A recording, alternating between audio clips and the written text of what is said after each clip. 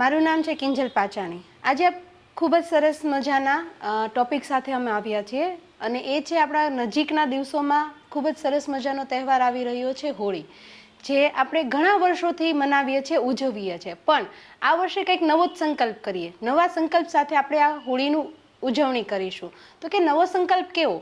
તો આપણે પર્યાવરણને કાપીને, વૃક્ષોને કાપીને, વૃક્ષોનું છેદન કરીને આપણે હોળીની ઉજવણી કરીએ છીએ, લાકડાઓથી આપણે હોળી પ્રગટાવીએ છીએ।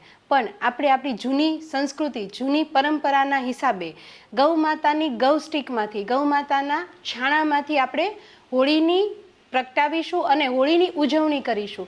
એના દ્વારા આપણે આપણી વૃક્ષોનું પણ જતન કરીશું, પર્યાવરણનું પણ જતન કરીશું અને એમની સાથે સાથે આપણે ગૌ માતાનું એટલે કે ગૌધનનું પણ જતન કરીશું।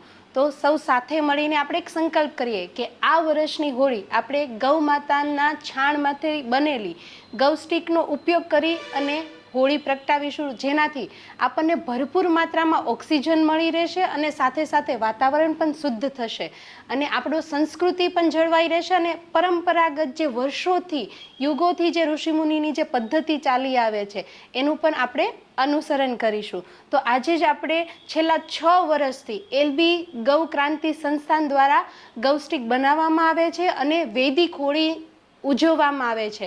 તો આજે જ આપણે એલબી ગૌ સંસ્થાનમાં કોન્ટેક્ટ કરીશું અને જે છેલ્લા 6 વર્ષથી આ વૈદિક હોળી માટે જે ગૌ સ્ટિક બનાવે છે એ ગૌ સ્ટિક લઈને આપણે વૈદિક હોળીની ઉજવણી કરીશું। તો મારી નમ્ર અપીલ છે કે આ વર્ષે આપણે ગૌ માતાના ગોબરમાંથી બનાવેલી ગૌ સ્ટિકનો ઉપયોગ કરીને આપણે વૈદિક હોળીને વધાવી લઈશું। વંદે માતરમ, જય ગૌ માતા, જય ભારત।